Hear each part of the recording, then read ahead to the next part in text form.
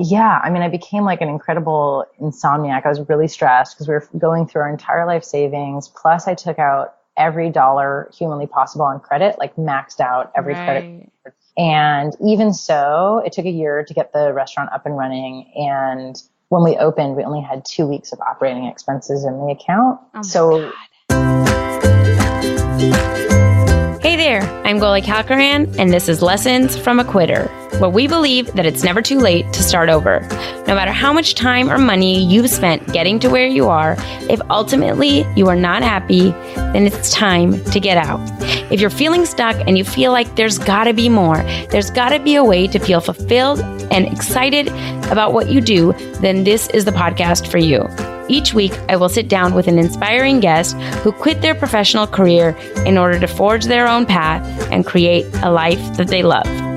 I am so excited to jump into this episode with Erin Wade today. Erin received her law degree from UC Berkeley in 2008 and went on to work as a lawyer for a year before she was fired. Well, that turned out to be a huge blessing in disguise. Erin decided to take a leap of faith and pour her life savings into creating a restaurant dedicated to the best food on earth, mac and cheese. Erin is now the founder and CEO of Homeroom.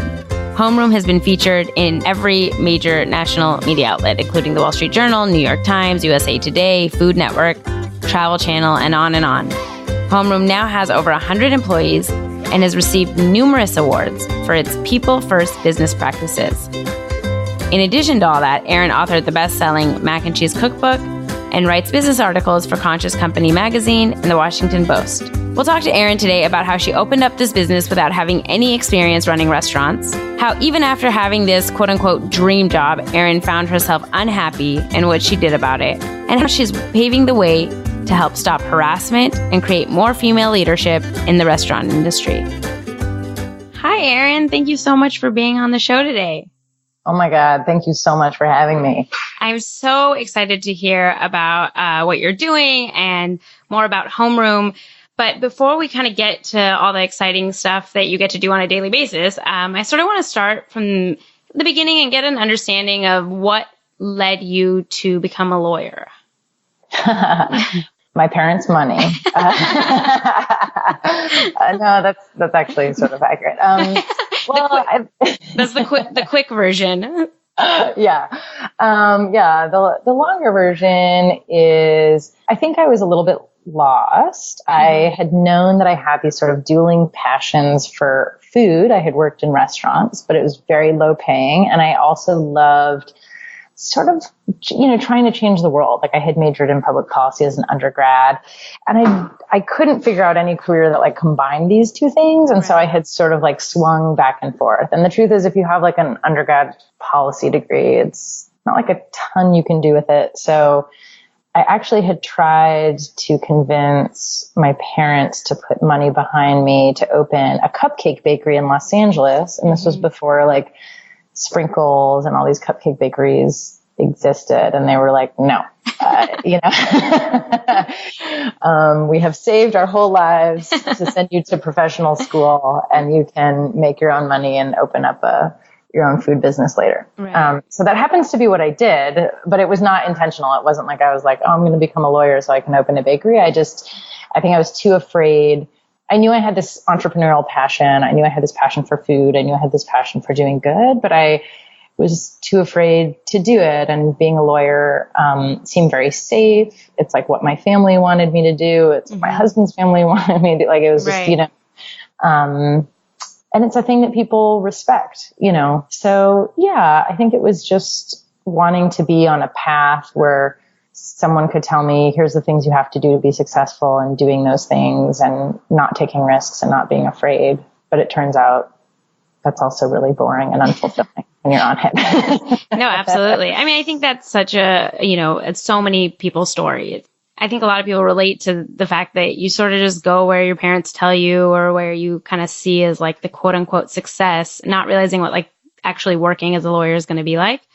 But I mean, I think, all of us sort of fell in that line. I mean, and to be fair, I don't know how most of us wouldn't, right? I mean, when you think about how school is structured, you're taught your whole life. Like someone hands you a path to success, like, answer these questions correctly and you will do well. And then you'll get to graduate to the next thing or to the next good school or to the next award. And, it's a really linear path. And so all of a sudden to make a career that doesn't have a path is, I think, really scary, because where the heck else do we get experience doing that? Right. Nowhere.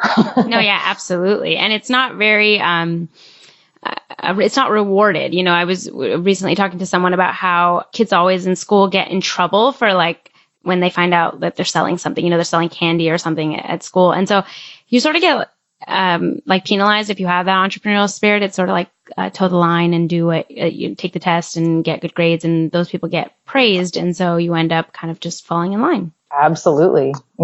Yeah. So, okay. So you, decide to kind of take that safe route and you go to law school. And at that time, did you kind of decide like, okay, I'm going to be a lawyer? Or was it like, okay, I don't know what I'm going to do, so I'm going to go to law school and then figure it out afterwards? Yeah. I was really excited actually to do some really progressive criminal justice work. And I worked at the DA's office in San Francisco the whole time I was in law school. Like I volunteered there while Kamala Harris was the DA. I was really inspired by her. Very cool. Yeah.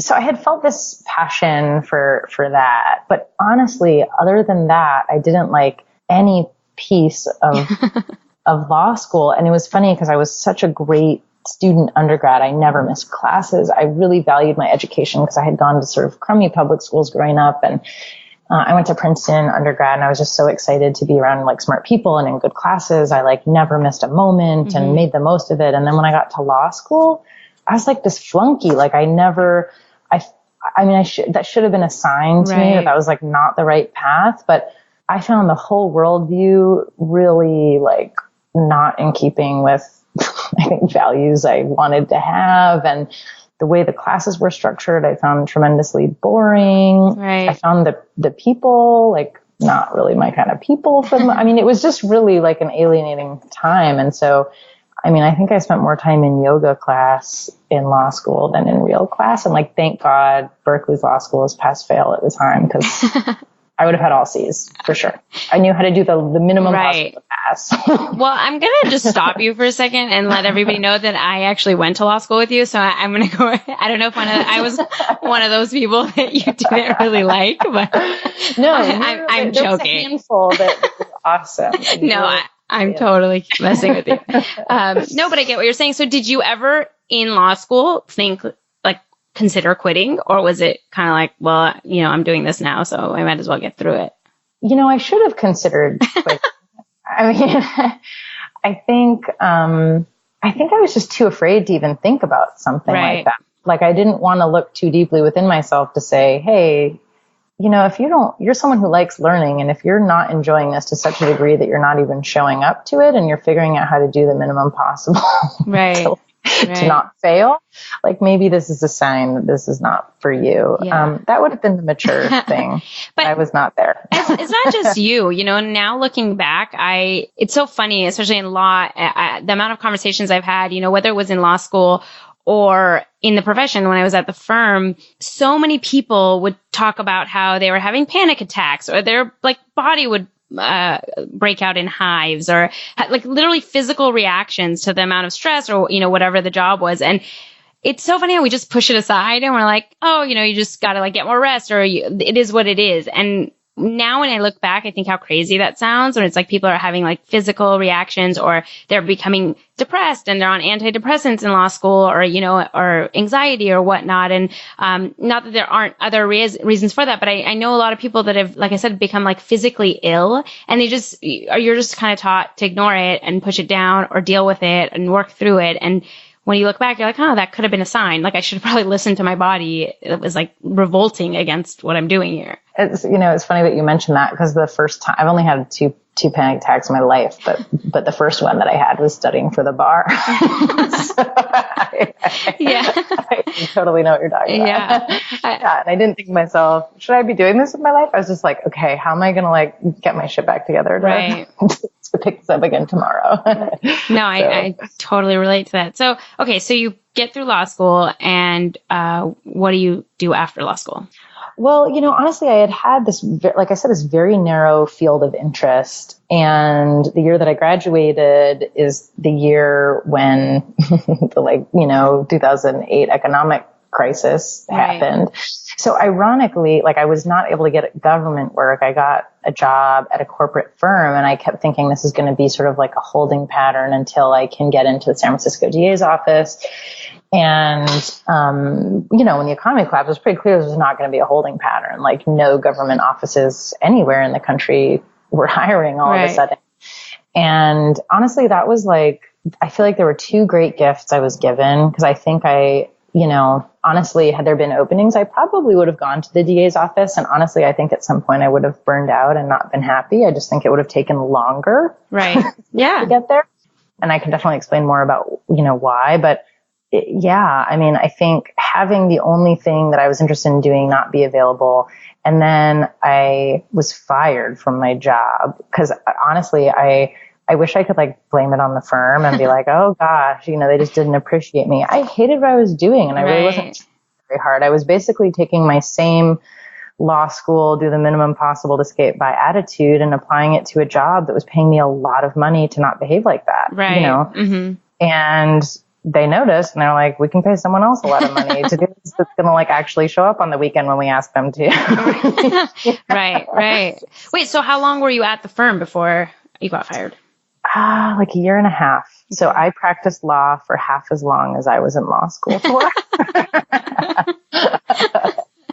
But I think that just makes you smart. You left before a lot of people. I think you didn't waste any more of your time, which is the right way to go about it. So it's true. And I wish I could tell you that was total bravery, but honestly, it was just having the economy be so bad, options be so narrow, and feeling okay, if I was ever going to take a risk, and also being so deeply miserable in that work, that information just made me realize. And, it took honestly a conversation with a friend where I was just so afraid to take this leap. And I had been thinking about and talking about starting the restaurant before I lost my job. I had been thinking I might quit anyway. So it was actually a blessing, because then I had a nice severance package to help boost, the startup expenses for the business. But, I was talking to a friend, and she was like, Erin, what's the worst that happens? You lose your life savings and you just go back to being a lawyer. Right. She was like, your other option is you're just go back to being a lawyer.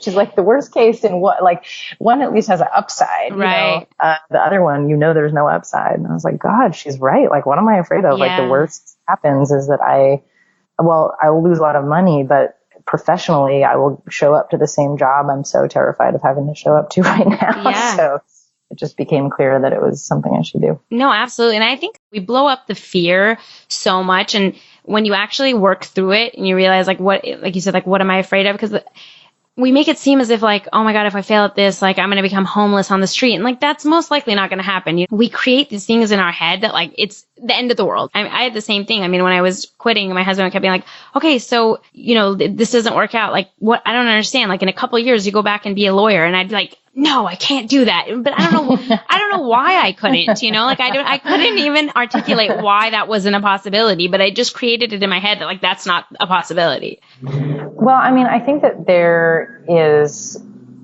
for people who have succeeded on a high professional level and done well in school and things like that, I think that fear of failure just for failure's sake, even we blow it up, we make all these other things oh gosh, I don't know what will happen.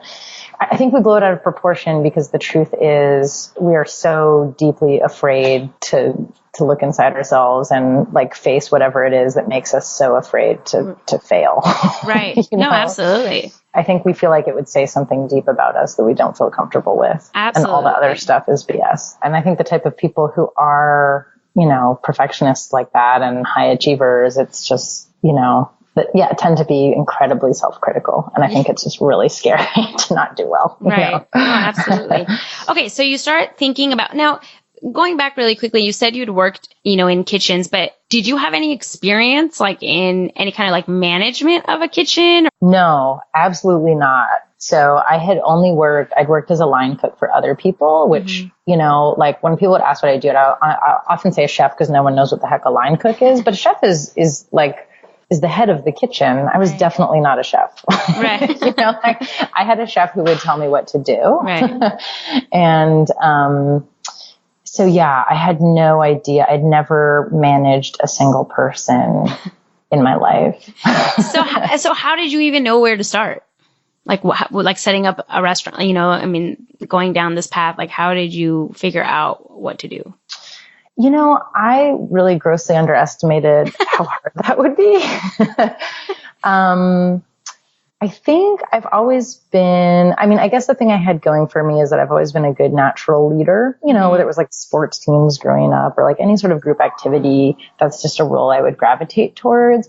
But leadership and management are two really different things. And I think actually to this day, I'm an exceptional leader and I'm a mediocre manager. I hire really good managers to work for me.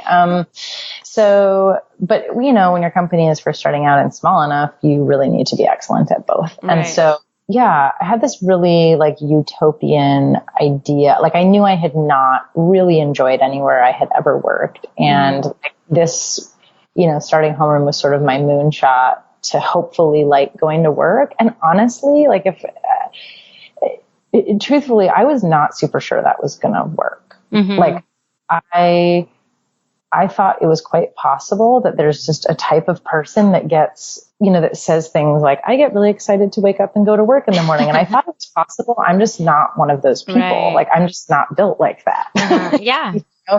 But this was sort of my best bet at what might make me happy to wake up in the morning. So, and I just felt really passionately that I wanted other people to feel that too, or it would be super depressing. Like I love coming to work, but everyone at my company hates it, Right. So I felt like really committed to making Homeroom the best possible place to work. And actually our first Craigslist ad was so utopian in scope that over 300 people showed up for the job interviews. It was just insane. And it took like 8 hours to get through them with only 5-minute interviews like a piece. And it was insane. God. Yeah, it was really, really cool. I think that message really spoke to people. Yeah. But then I had no idea how to deliver on it. Like, I think I just had to create the kind of place I would want to work, which as someone who's a natural leader and very independent was like, oh, just have no rules, just have like maximum freedom, just let people do the right thing. And honestly, Homeroom was not, despite I'd say the gap between the ideals that I held and the way it actually felt to work at the restaurant, it was like a pretty giant chasm for a long time. Right. Well, yeah, I think that a lot of that stuff sounds great in the ideal, but I don't know how well a restaurant would run if there was anyone was just doing whatever they wanted, and not meeting certain expectations or being on a schedule or whatnot. So I think it's admirable to want to create a place where people want to work. I think that probably within certain confines, there has to be certain rules. Yeah. That was pretty much, and I'd say that that's actually really the process of trial and error that happened over the coming years was realizing, oh, actually the keys to making a great place to work are creating the right boundaries within which you give people freedom so that it's really clear what we're all expected to do so that we can all be a team and accomplish great goals together, but also where we're not prescribing so much of what every team member does that they feel like they lose their individuality, like they have no agency, right? So, I think that's just the balance, and that's what I spend most of my time working on and thinking about at this point. That's awesome. I definitely want to know more about that, but really quickly before we get to that, kind of going back. So when you decided you wanted to open up this restaurant, how long did it take for you to kind of open it up, and how did you fund that? Was it just all personal money, or did you have to get loans or investors? How did you kind of go about that? It was really hard. So especially because I didn't realize how much it would take to open a restaurant. Uh-huh. And so at first I started off proposing to my husband. I was like, okay, what if we use a quarter of our life savings and put it into this? And he was like, okay, go for it. If you lose it, it's okay. And basically the budget just kept increasing and increasing and increasing. And honestly, you would be hard pressed to find anyone who opened a restaurant more cheaply than I did. It was really done on the cheap, right. But, it still took in the end, it took So first of all, we're not eligible for a bank loan. It turns out for restaurants, actually pretty impossible to get them unless you're an established restaurant business already. Oh, interesting.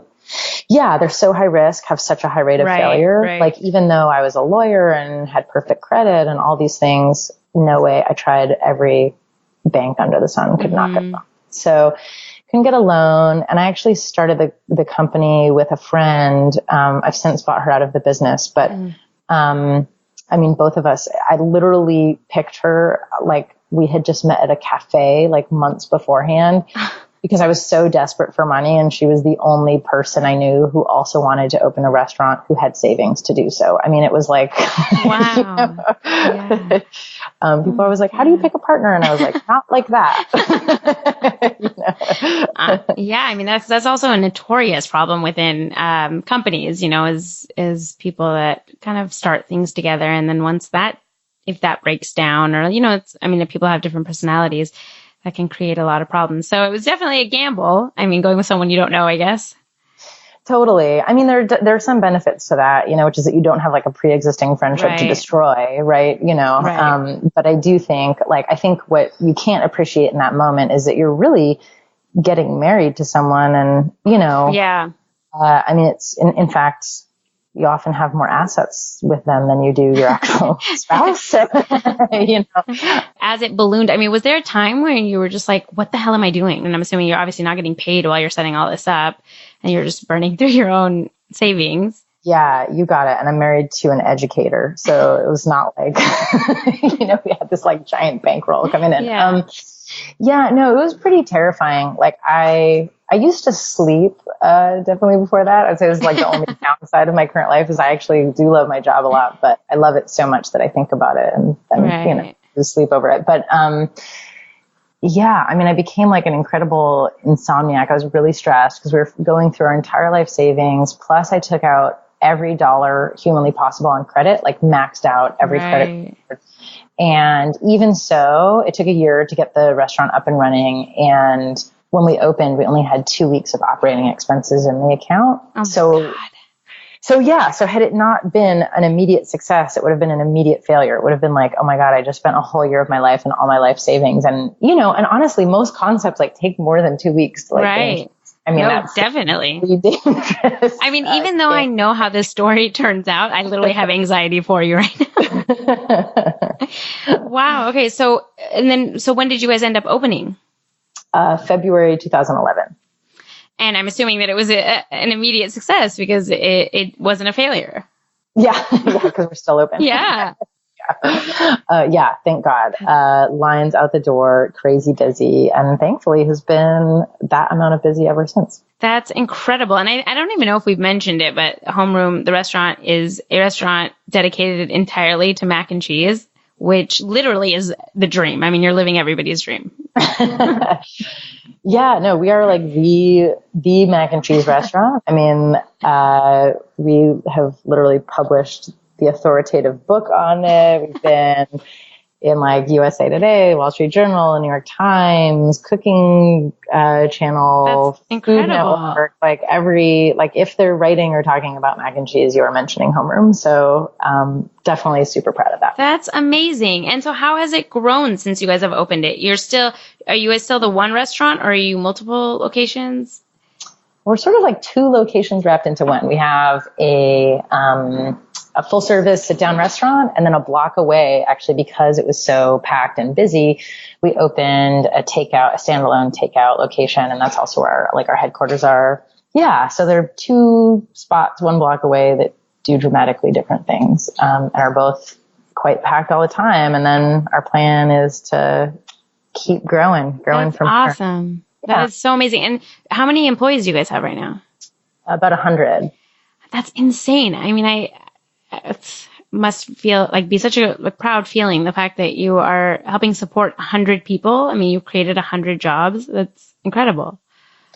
Yeah. And I think, to my point earlier where I really want it to be a place where people wanted to work, I mean, I'm super proud of the jobs that we've created. I mean, our starting, hourly is almost $17 an hour, which is obviously way above where anyone in the industry is. Right. And Our average tenure is over, like a third of our staff have been with the company for more than 2 years. And the average tenure in the restaurant industry is about 3 months. Oh, wow. So yeah, I mean, we're just like, I think eventually over time, like did turn into that place that people really do love coming to work and like feel a super huge passion for. And I think that feels great. Yeah, that's wonderful. Okay. So, and I did watch a speech that you gave in 2016 at Sum and Substance, where for anybody that wants to watch that speech, I recommend it. It's on YouTube. You can just look up Erin. But you talk about how, like, after working in this kind of dream job of yours, or this career that you built at Homeroom, like you found yourself still unhappy and you ended up taking a sabbatical. Can you tell us a little bit more about sort of like what was happening in that and what kind of came out of that sabbatical for you? Yeah. I mean, I think that one thing, so I feel like really fortunate to have gotten to, like I had always dreamed of opening a restaurant. I got to do it. And honestly, I was really happy doing it for the first couple of years. I mean, it was exhausting. Those were definitely the hardest years I've had at the company in terms of just like my daily schedule and what a grind it could be and how hard it was. Mm-hmm. But I really loved it and felt just so passionate about it. But then it sort of reached this point of stability, like sort of nearing the 5-year mark. And yeah, I found myself just honestly really miserable, and it felt obnoxious, to be honest, because, I was literally living my dream and yet I wasn't happy. It just really felt like the ultimate in like, like hashtag white people problems. Like I really don't want to listen to that person, But yeah, it did not change the reality of how I felt, even though I didn't want to feel that way. And so yeah, I was really struggling. I couldn't quite put my finger on why. And so I did take a 3-month sabbatical, and I had not taken much time off at that point. Like I had only taken off a few weeks when each of my kids was born. I mean, I just had not stopped to breathe since Homeroom had opened. And having that perspective, I think the thing that became clearest to me later was just that, when you watch a movie or something like, read a story, basically when people have a sort of a dream they want to accomplish, it's like one thing, right? And the whole story is like leading up to that moment, and then they're there, and then that's the end of the movie. So like I had not really thought beyond that dream. And like the great thing about dreams is like once you achieve them, like basically you need to have new dreams, right? And that's not a bad thing. I think we're just sort of, like we were talking about how everything's a linear path. I think I had even treated sort of reaching this alternative career path as like, okay, now I've done it, and without thinking like, oh, at some point, like you can't just like, live in that forever. You need to keep growing and evolving as a person. And so what's the next challenge that you want to do that's going to make you feel excited to wake up in the morning again, Yeah, absolutely. And I love that you're saying this, because I think that so many of us have already experienced it where it's like, oh, once I become a lawyer, once I become a doctor, once I become this, then everything will be great. And then you get there and obviously like that's not the truth. And I think that even though we know this, we still constantly think like, oh, when I get to X, when I do Y, like then everything's going to be great. And I think realizing that it is a constant self-evaluation, like it is a constant learning process. Well, and I have a good friend who is always saying like when I'm making a decision, she's like, well, what kind of problems do you want to have? Because like, we always think like, oh, I'll be happy or I won't have problems if I do this or that. And that's just never true. And so it's literally like when you're thinking of your life choices, it's like, what kind of problems do I want to have? And like in that case, I think I had reached this point of stability and I was afraid of disrupting that because I knew what it looked like to sort of start something new and how much energy that can take and how scary it can be if you have that much money on the line and all these things, right? But, you just have to ask yourself like, okay, what problems do I want to have? Like, do I want to and in that case, I was like, basically by avoiding problems, I also wasn't embracing any new challenges, right? Yeah. and that's not, and then your problem is that you're not growing anymore as a person. And that's not a good problem. It's like, that's not the problem I want to have. Yeah, no, absolutely. I think that makes total sense. So now what's sort of next for you guys at Homeroom? Well, I'm really excited. We're working on two big things that are really intertwined that I'm super excited about. One is taking our business model and, I do have, how I was saying earlier that I have a strong passion for food and social justice work. And, and ironically, I ended up being able to combine the two in the world of mac and cheese. But so we're really, really focused on female leadership, particularly because the restaurant industry really lacks it at the higher levels. Like, it employs more women than any other industry, and yet they're absent from high level leadership roles. So I'm going to be pursuing, I'm not sure if it's going to be a franchise or a partner model, but essentially a growth model that's about having female partners and franchisees that open future homerooms. Oh, I love that. Yeah. So super excited about that. And then part and parcel to that is we're working on developing our own internal training and development program, a large part of it which will be dedicated to working with our new partners in growth, but a lot of which is going to be externally facing because we have all these really cool business practices that we'd like to share with the world. Like, we have an amazing anti-harassment policy that our staff came up with, and it actually, I wrote a piece about it for the Washington Post, New York Times covered it, and 2020 covered it, and it really got a lot of traction. So taking some of the cooler, more influential things we're doing and putting them out there so that the world can access them. So really just trying to influence the world of business by building a great business with Homeroom, and then teaching other businesses and leaders how to do some of the great stuff that we're doing. Good for you. It's so admirable. And I will link to that article in the show notes for anybody that wants to find it. I think it's so interesting and inspiring what you're doing. One of the problems I had when I was quitting law, because I was a federal public defender, a lot of times we get stuck in what we thought we were going to do. And that's the only way to, quote unquote, save the world. But there's so many ways, especially even in business. And luckily we're seeing this now. A lot of companies are becoming more socially conscious and doing things to help out, whether it's the environment or, gender inequality, racial inequality, all that stuff. So I commend you for taking that seriously, because a lot of people talk the talk, but they don't really walk the walk. So, implementing that is incredible. Thanks. And, to your point about wanting to change the world, I think that's something that we're also not taught, when we think about evaluating all these different career paths is I had a similar mind frame that I really wanted to change the world. And I think the thing I didn't realize about law that I can only appreciate now is how destructive that framework is, right? Where literally the way it's set up is that you have two opposing sides that are supposed to just duke it out and be in battle with each other. And supposedly justice happens in that somewhere in there. And I think the thing I love about the business world is that it's literally creative. You have to bring people together to do something together and to create things, and you get to make things. And I did not realize that for me and the way I'm built, I found that approach with law that was so adversarial and so extreme about what positions you take.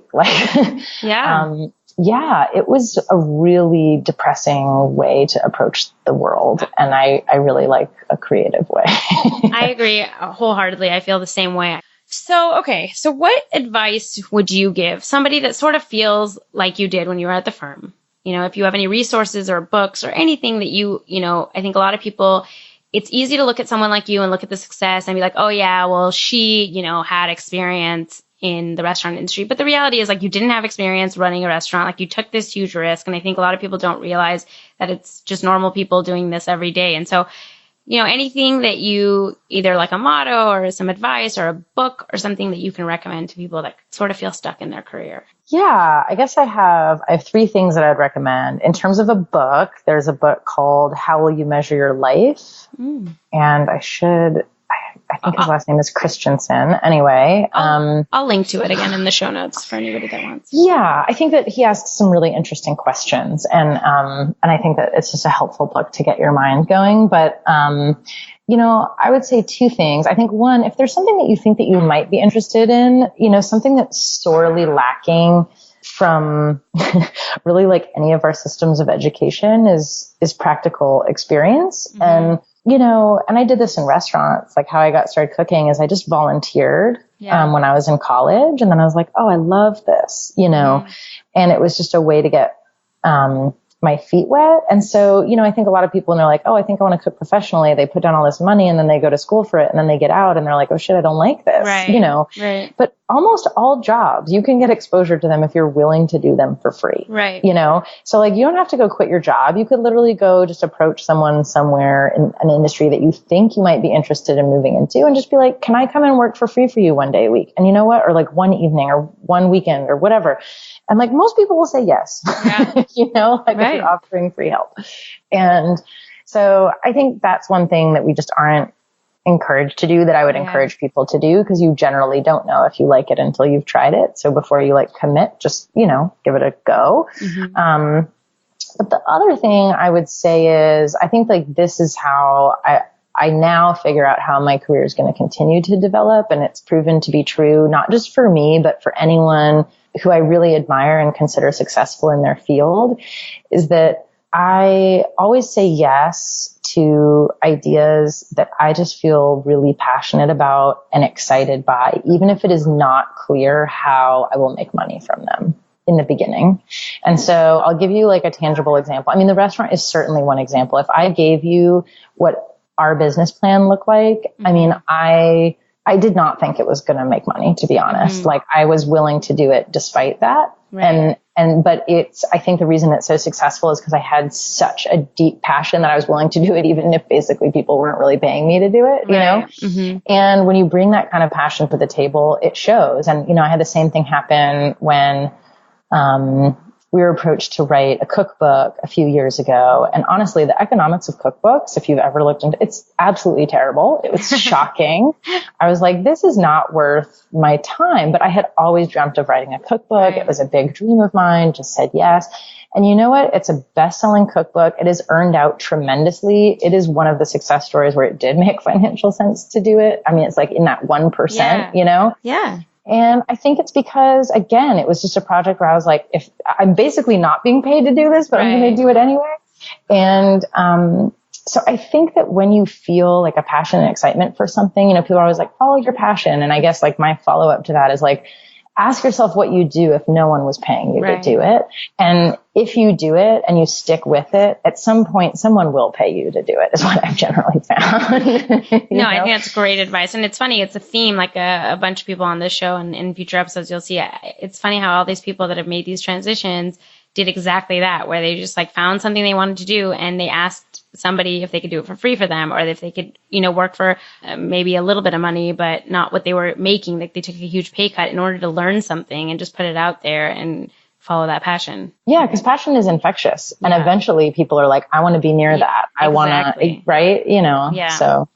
Well, great. Why don't you tell everybody where they can maybe follow along with Homeroom or find you? What's the best way to connect? Sure. So easy way to follow along with Homeroom is, Homeroom 510 on Facebook and Instagram and all that. Mm-hmm.